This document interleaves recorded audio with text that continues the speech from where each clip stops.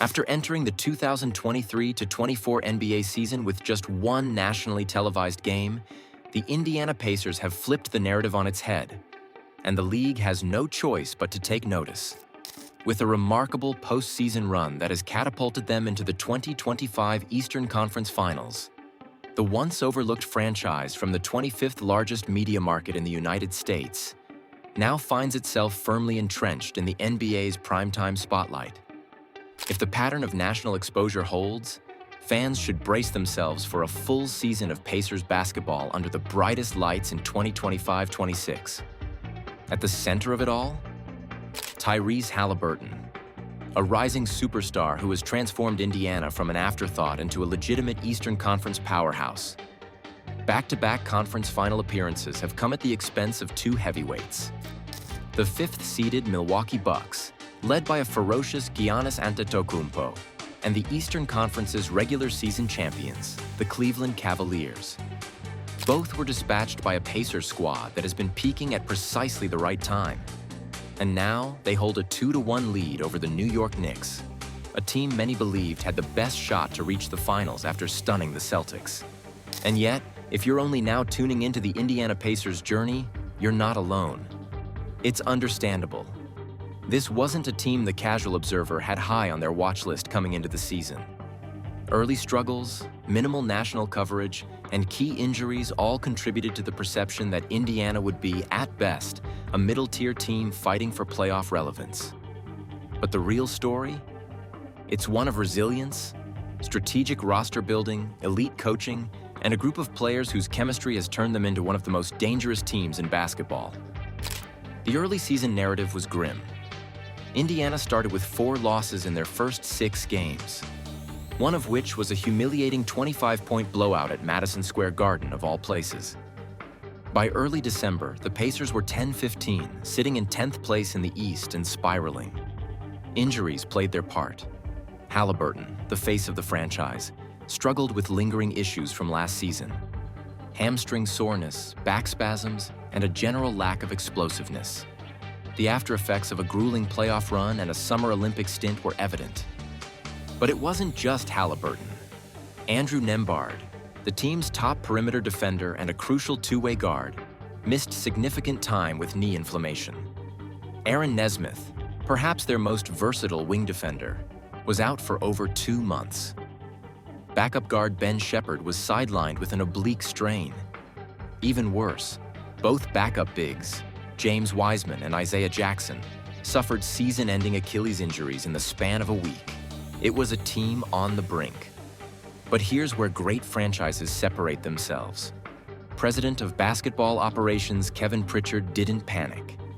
Instead, he made targeted moves, including the acquisition of center Thomas Bryant from Miami for a future second-round pick that patched the holes just enough for Carlisle to maintain structure. Then, the core returned. Haliburton regained form. Nembhard and Nesmith came back.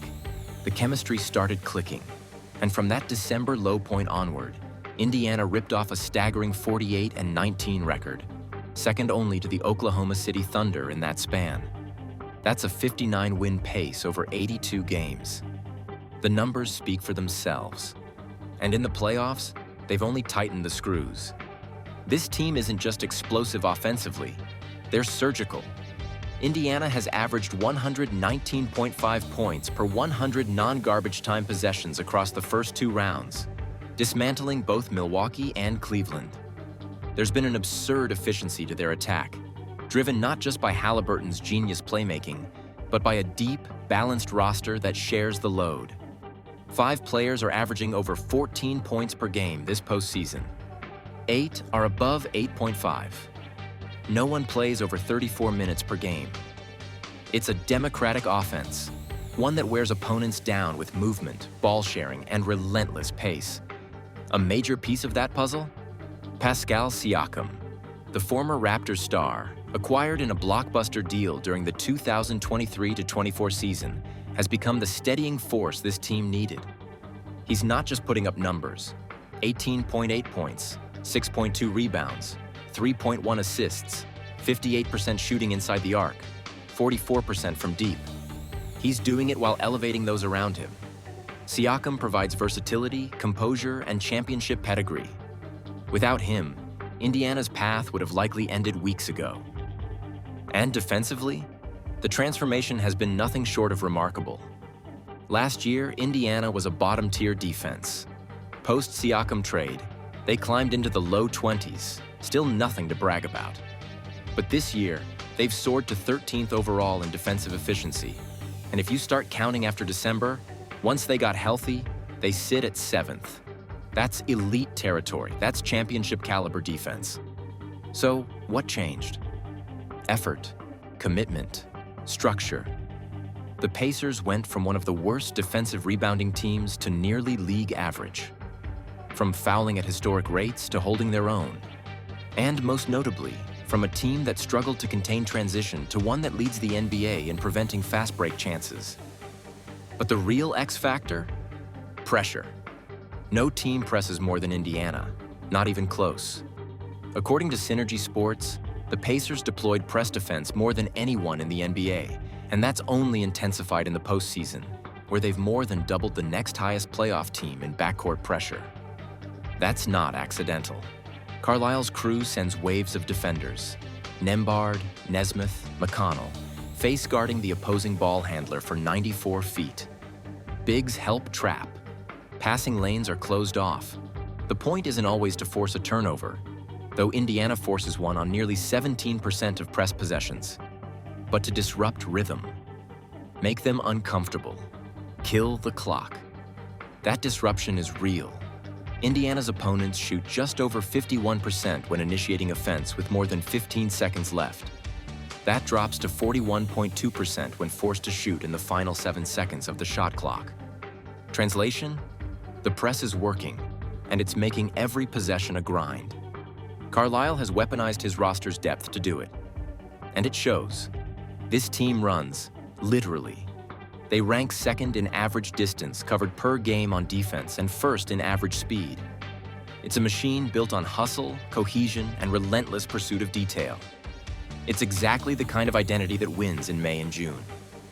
And while the Knicks, led by Jalen Brunson and backed by a bruising defense of their own, will have their moments, it's Indiana who seems to be writing the story this time around.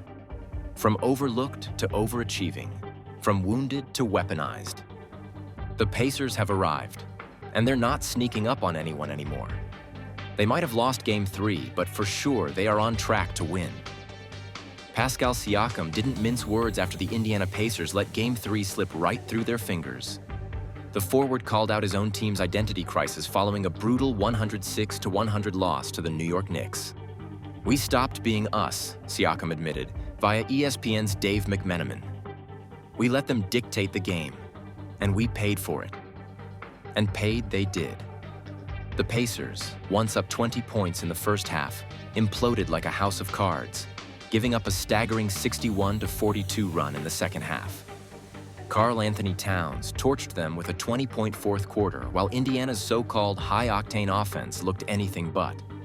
They clanked their way to a 5 of 25 disaster from deep and shot just 44% overall. Tyrese Haliburton, who's supposed to be the floor general, owned up to the chaos, or at least tried to. "I slowed us down trying to get guys in the right spots. I'll kick myself when I watch the film," he said. Honestly, most of the second half struggles were on me. Admirable? Maybe. But in a game this important, apologies don't erase blown leads. Haliburton led the Pacers with 20 points and 7 assists. Miles Turner added 19. Siakam followed up his Game 2 heroics, a career high. What happens next? That's the question.